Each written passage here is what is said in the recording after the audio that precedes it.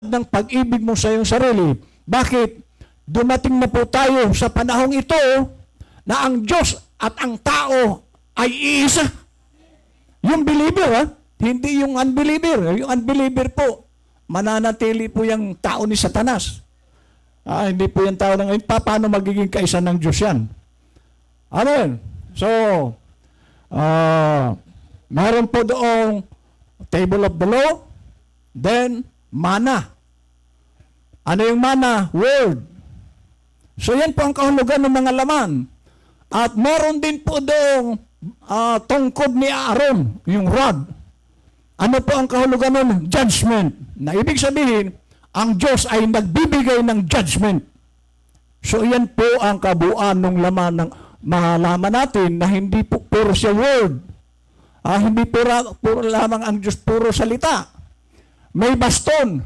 Ang baston po, pamalo yun. So judgment. Amen.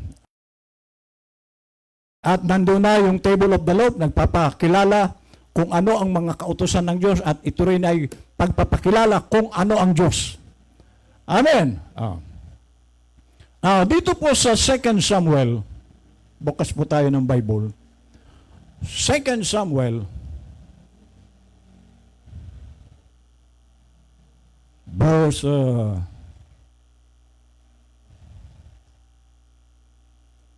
chapter 2, verse 2 Samuel chapter 7,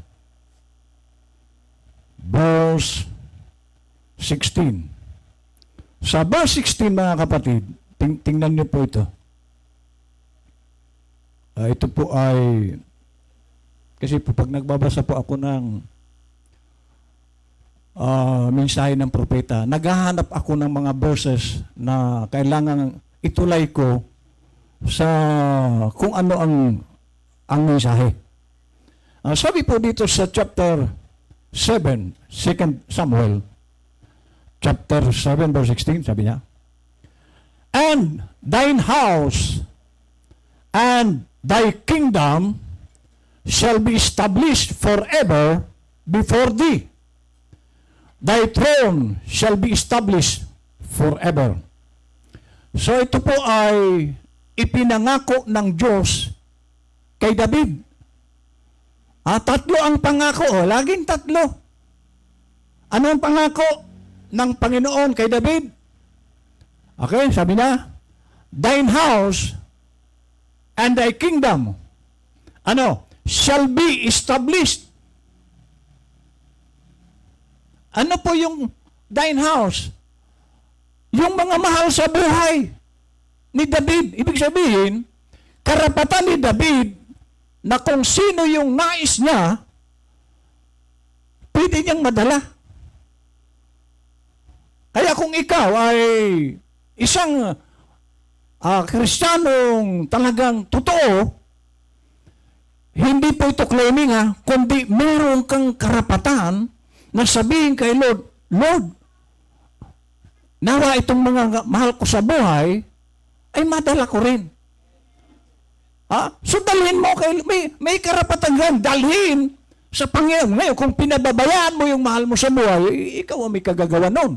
Pero karapatan mo yun, na dalhin sila kasi, naalala po natin, yung panahon ni Rehab, na naligtas dahil sa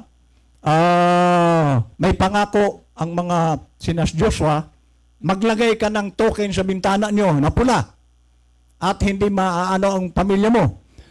So lahat ng kamag-anak ni Rehab na dinala niya doon sa lugar na yon, naligtas. Pero paano yung mga kamag-anak na hindi niya dinala? So ang naligtas lang yung dinala. So kung may mahal tayo sa buhay, karapatan mong maligtas din sila, pero dalhin mo. Huwag mo silang pabayaan. Amen. Ngayon, kung lalo na Kristiyano ka, alam mo na, hindi ka kumikilos, nasa sayo ang kasalanan yan. Bakit? Hindi ka kumikilos. Hindi mo ginagamit yung iyong karapatan na maligtas din sila. Dalhin mo sa Panginoon. Ngayon, kung hindi mo sila dadalhin, mabubulok yan. Amen. So ano po yung pangako ng Diyos kay David? Una, yung sambahayan niya.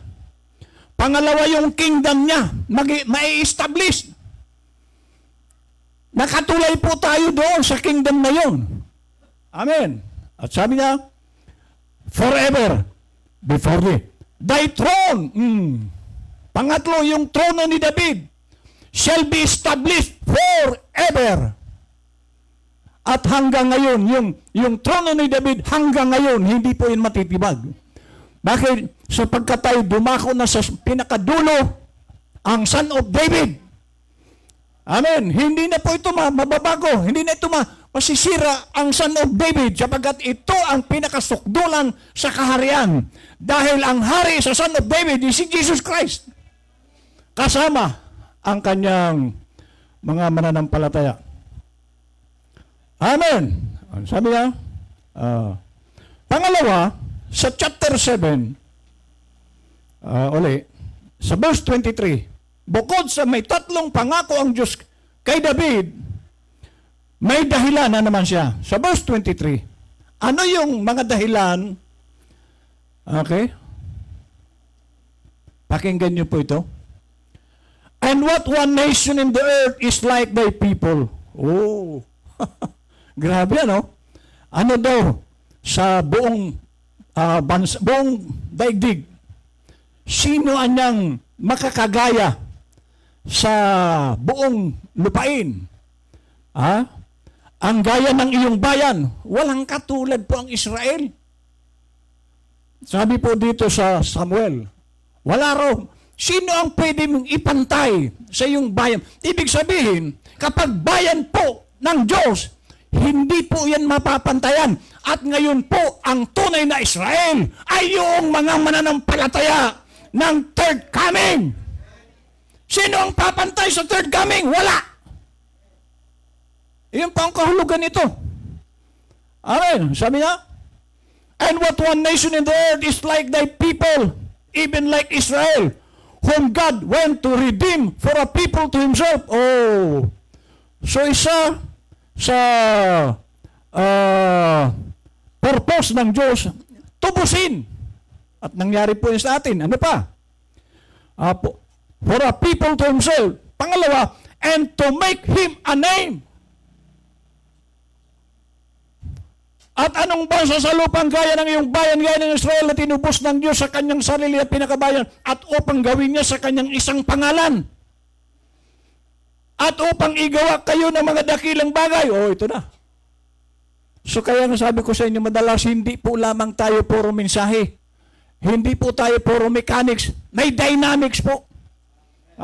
At ng mga, upang igawa kayo ng mga dakilang bagay at ng mga kakilakilabot na mga bagay ang iyong lupain sa harap ng iyong bayan na iyong tinubos. So kung merong tatlong pangako sa mga mananampalataya, merong tatlong layunin ang Diyos na hindi po natin dapat kalimutan. Ang isa doon ay yung pagtubo sa atin. Pinangako ni Lord yan na lahat ng Kanya. Kasi nakasanla po tayo lahat sa kamay ni Satanas. Mula nung magkasala si Dan at Eva, ay namayagpag si Satanas. Subalit, hindi po ito pinayagan ng Diyos na manatiling bihag ni Satanas. Amen. Okay. Now, punta po tayo sa propeta.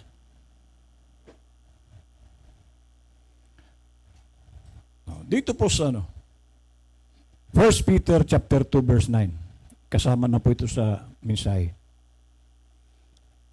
1 Peter, ito po ang kalagayan natin. Makikita nyo ang malaking pagkakaiba ng Kristiyano.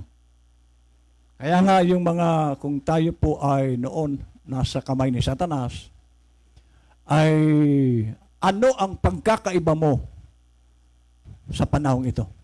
Sabi po ni Pedro, but ye are a chosen generation. Oh. Ano raw ang Kristiyano?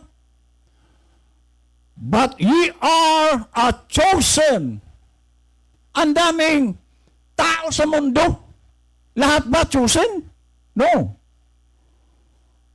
At binanggit po dito yung generation sa kanilang panahon, sa panahon ni Pedro, yung mga mananampalataya ang chosen. Pero sa ngayon, ang chosen ngayon yung mga third coming. Wala pong ibang tao sa mundong ito ang chosen. Amen? So, chosen generation, a royal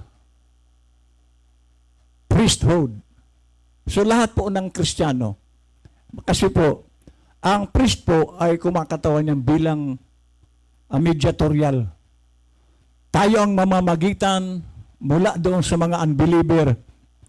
Tayo ang namamagitan para dalhin sila sa Panginoon. Trabaho po ito ng Kristiyano. Kaya kung hindi ka namamagitan para sa mga papunta sa ng impyerno, ibig sabihin hindi ikaw ito. Dahil ang binanggit ni Pedro, a chosen generation, a royal priesthood, an holy nation. So ang kailangan mapasok ka doon sa pagiging banal na bansa. At ang mabigat dito, a peculiar people. Ilang beses ko na itong piniliwanag, ano ang kahulugan ng salitang peculiar? You are different from the world. Yan po ang peculiar. Iba ka sa mundo. Hindi ka taga-mundo. Kaya kung ang kilos mo, ang asal mo, yung mga damit mo, lahat ng ginagawa mo, ay bahagi pa rin ng sanlibutan. Hindi na naman ikaw ito. Kaya sa lahat ng bagay, maging sa pananamit, dahil hindi po tayo kasama sa mundo. Peculiar. Kakaiba ka. Ano yung peculiar? Babae. Mahabang buhok. Dahil sa langit po, wala pong babaeng maikli ang buhok. Ano pa? Bestida. Wala pong babae sa langit na nakapantalon. Hindi po yan tatanggapin doon. Hello? At ganun din sa lalaki. Nakahikaw na lalaki. Nakashort na lalaki sa karsada. Ano pa? Nakabistidang babae, nakabra ang lalaki. May nagbabra na lalaki. Pante rin ang suot niya, ng underwear. Hindi po yan tatanggapin sa kaharian ng Diyos. So, iyan po ang peculiar, kakaiba ka. Pag nakatalikod ang babae, makikita mo, ano, sa inarihan nga, nagsukatan ng buhok doon eh. May nanalo. Di ba? Yan pong babae sa langit, mahabang buhok. Wala po doon maikli. Ha? Okay. Sabi po dito,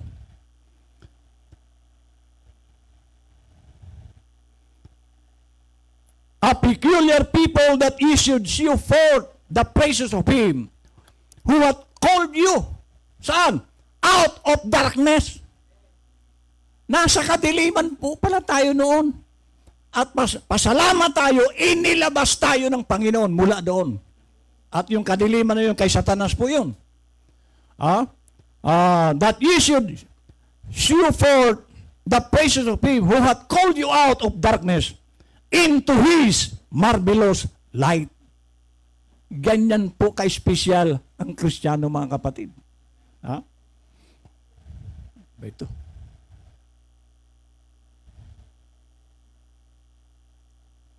Which in time past were not a people. Hindi daw tayo tao ng Diyos noon. But are now the people of God.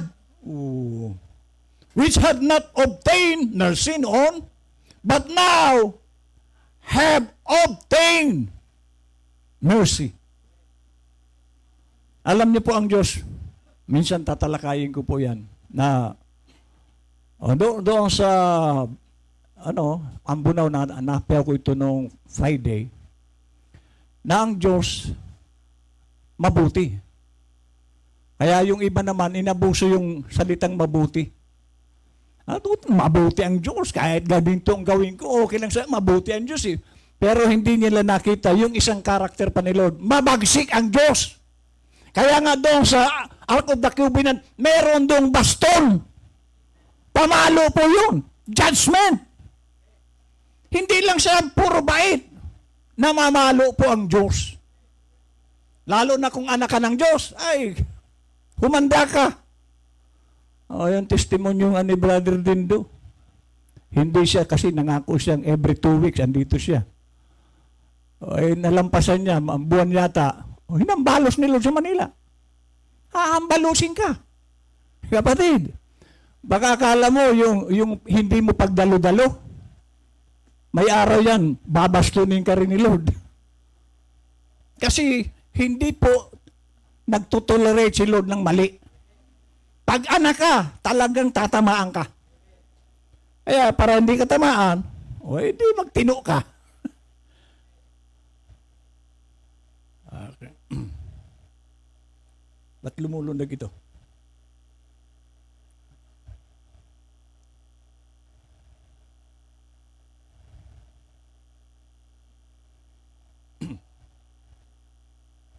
Dito po sa ano? Ito.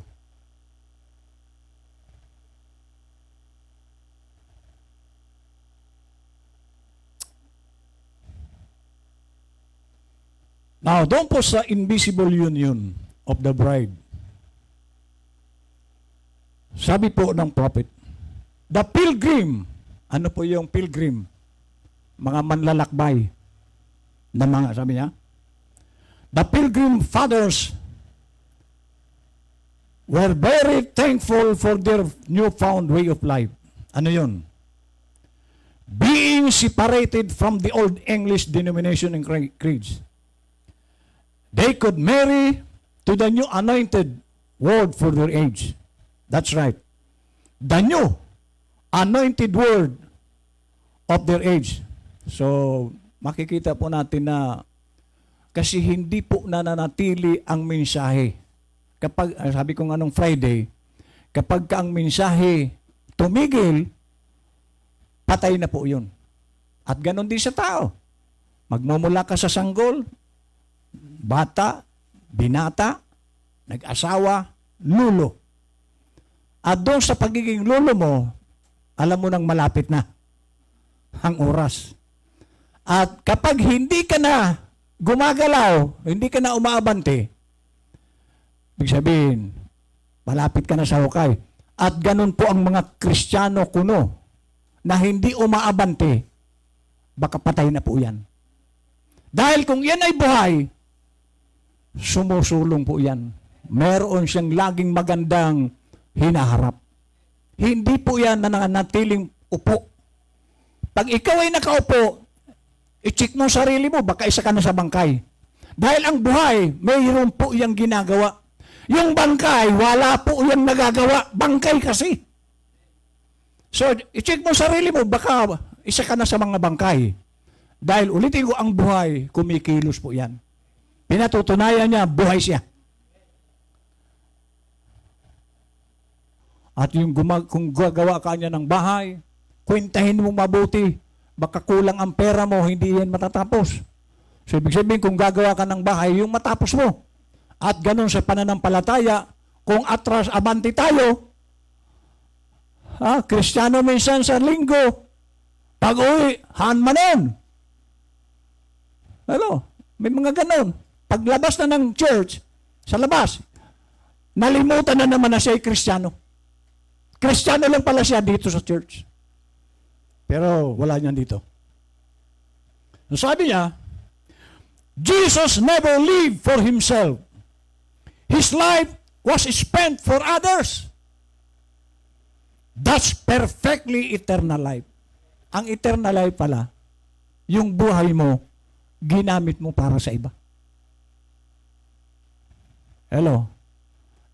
Marami po akong nakitang Kristiyano. Although hindi masama, pero ang buhay niya nakatuon na lang sa pamilya. Puro pamilya. Wala pong masama dyan. Pero ang sinasabi dito ni Lord, ang buhay mo ginamit mo para sa iba, hindi sa sarili mo. Amen? Sabi niya, When you say you go to church and you do good things, that's fine. Kung sinasabi mong dumadalo ka, katulad ngayon, nasa simbahan tayo. Gumagawa ka ng mabuting mga bagay, maganda yan. But when you live your life to yourself, you haven't eternal life. Kung nabubuhay niya kayo para sa inyong sarili, tanda yan, wala kayong buhay na walang hanggan. Puro pansarili. Makasarili. At iyan po yung hula ni Pablo sa 2 Timothy chapter 3. Na mga tao sa huling panahon, magiging makasarili. Mabuti wala ditong makasarili. Amen. Ang nais makita ni Lord sa atin, mahal mo ang iyong kapwa. Amen. Kaya nga tayo, ay ambunaw mga kapatid, salamat sa Diyos, may mga tao doon na nakikinig. Mapalad ang lugar na yon. Bakit? Meron din silang karapatang maligtas. Amen, sabi niya. But when you live your life to yourself, you haven't eternal life. Eternal life is living for others. So kung hindi mo ito nagagawa, tanda yan, hindi mo pataglay ang eternal life. Kasi ang eternal life, ang buhay mo para sa iba. Nabubuhay ka para sa iba. Sunday, so yeah. I hope this helps you to get in a place. That's what the tabernacle, that's what all people has got to do. Ano yun? Is find out what you are and what's the purpose. Alam na ba natin kung ano ang layunin ni Lord sa atin? Kung ang isipan natin dumalo lang at hindi mo alam yung talagang purpose, bakit ka tinawag? Nakakaawa ka naman. Magsayang ka ng panahon dahil hindi mo pala alam yung layunin ni Lord sa iyo. Dapat alam natin bakit ako tinawag. Anong ginagawa ko rito? Dapat alam mo yun. Kasi sayang po ng panahon na ginugol mo rito niya, hindi mo pala alam ang layunin ng Diyos. Bakit ka naririto? Sabi niya, that's what all people has got to do is find out what you are and what's the purpose. Church isn't going to church just to play music. Sa ngayon po, ang ganda ng ating choir sa pangunguna ni Brother Gerald. Pero hindi po yan ang layunin na umawit lang tayo. Meron diyang mas importanteng layunin ng Lord. Bakit ka nandito?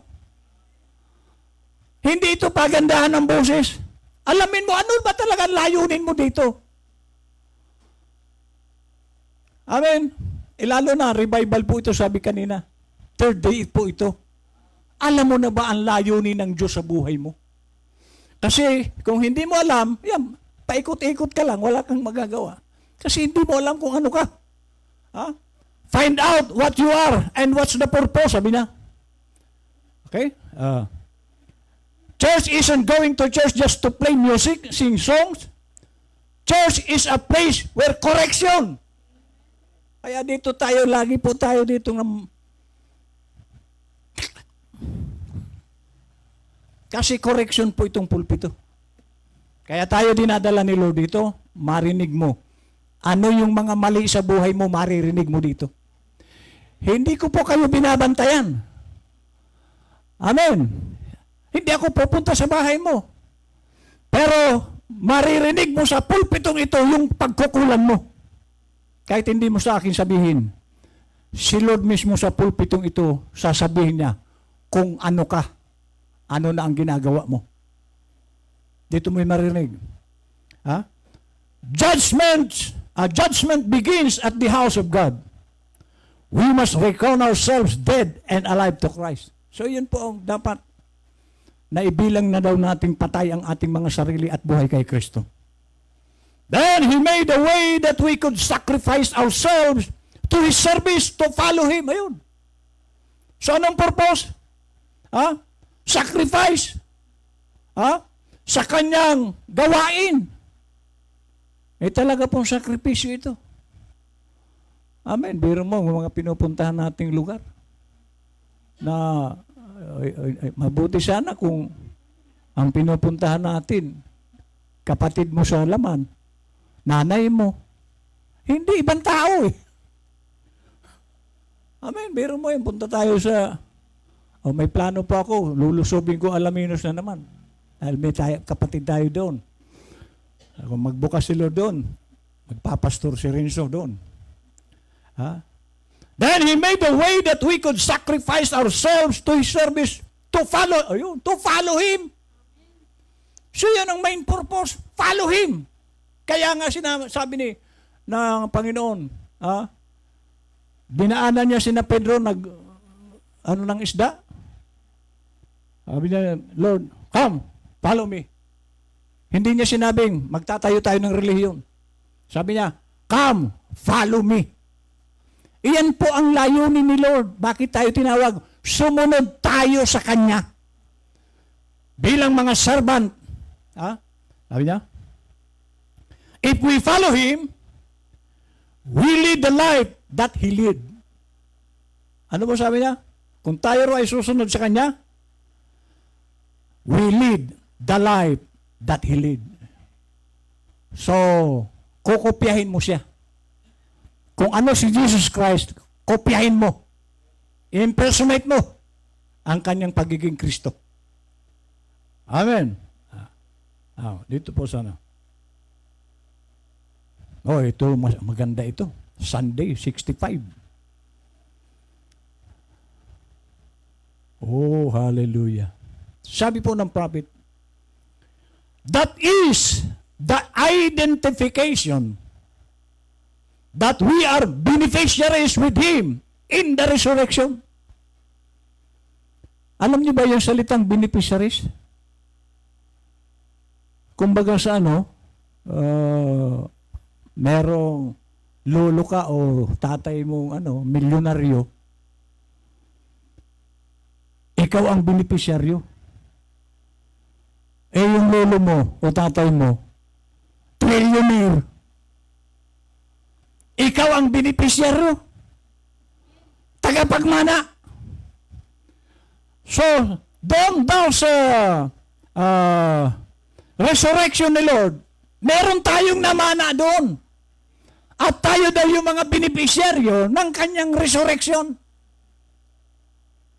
Sabi niya, He proves what He talked about, what He promised to do in Christ. He proved it on the resurrection. What He promised to do in the days of Moses, He proved it.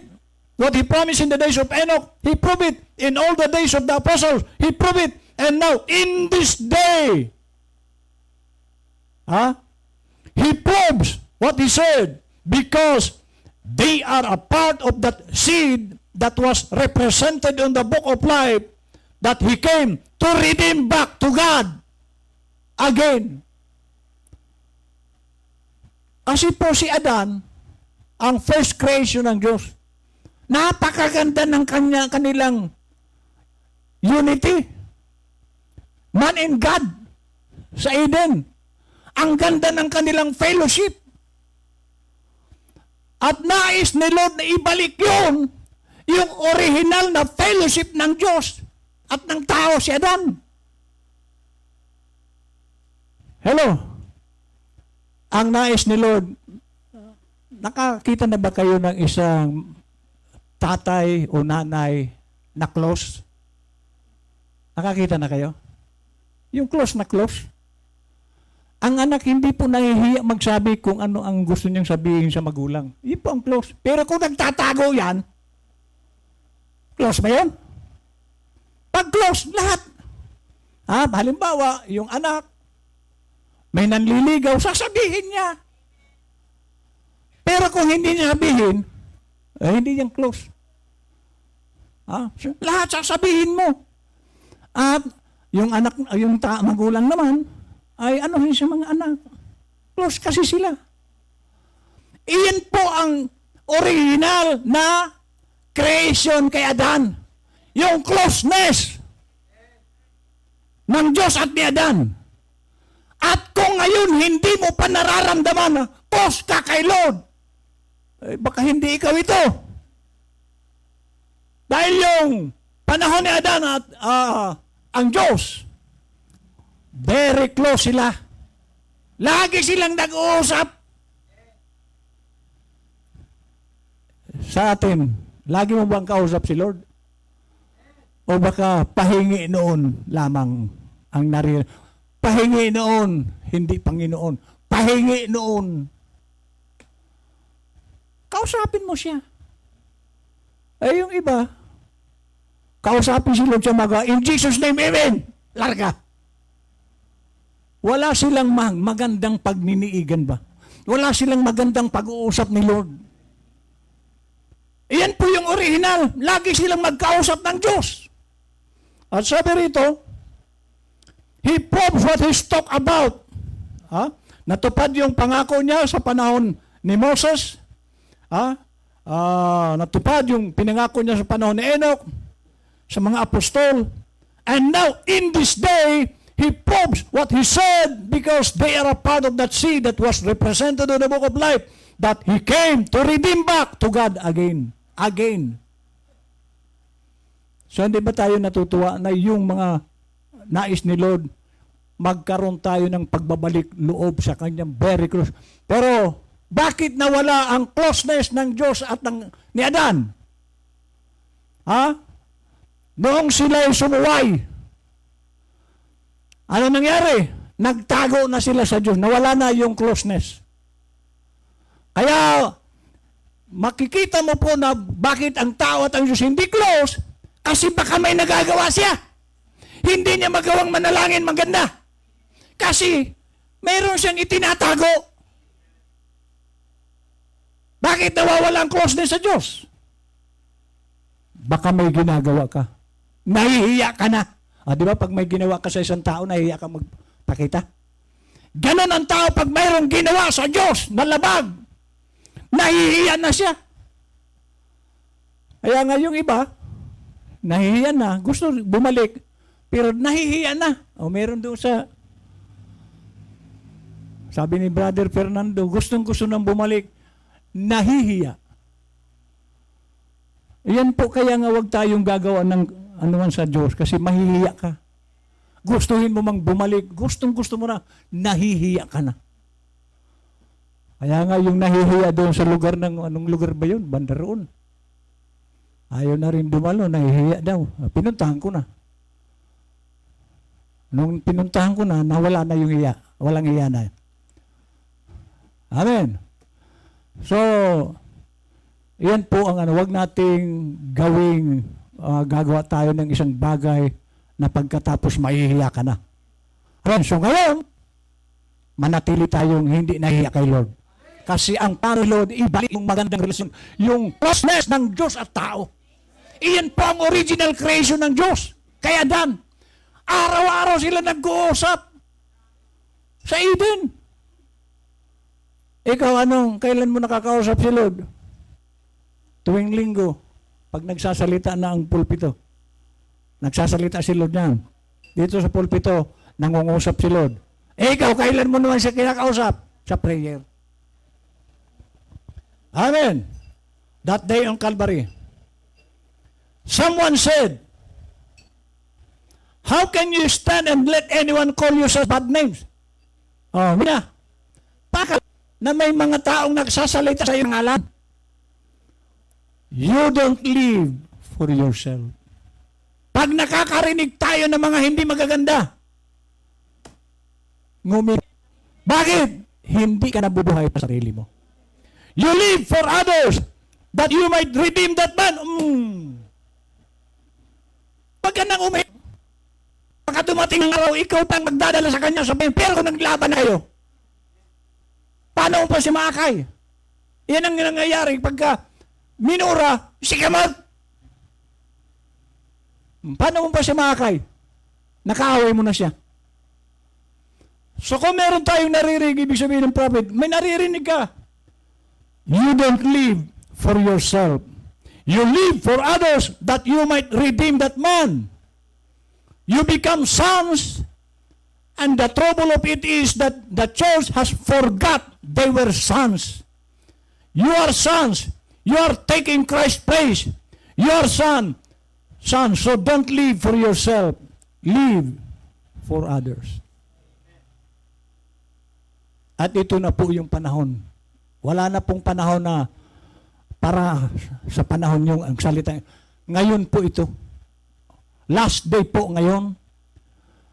Kailangan mabuhay tayo hindi para sa sarili. Gumawa ka kung talagang buhay ka pa, may gagawin ka. Amen, baka makapagdala ka. Kasi ito, sa totoo lang, ito yung mga nakakaalam na. Si Brother Fidel po, magpipisbol yan. Siniran ako. Hindi po yan nahiya sa akin. Pastor ako.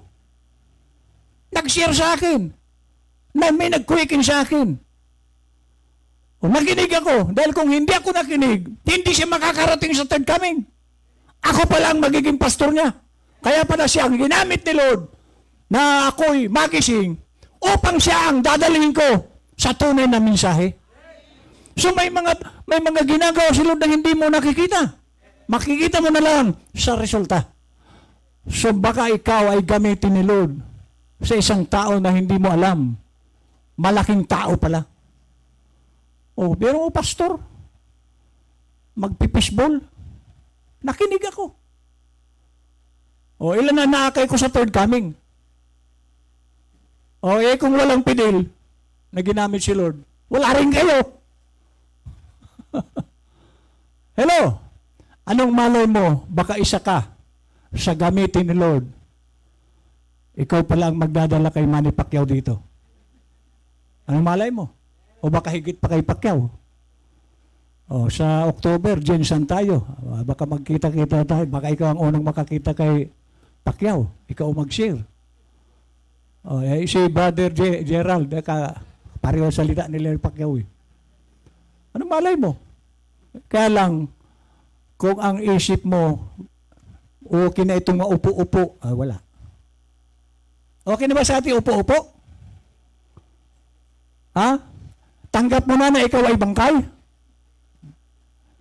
Amen. Wala pong bangkay dito. Kaya ka nga dinala ni Lord sa third coming na ito na po yung revival. Ito na yung mensahe ng gising sa atin na makita na natin ang ating mga layunin. Bakit tayo tinawag ng Panginoon? Amen! Okay, tayo po umawit.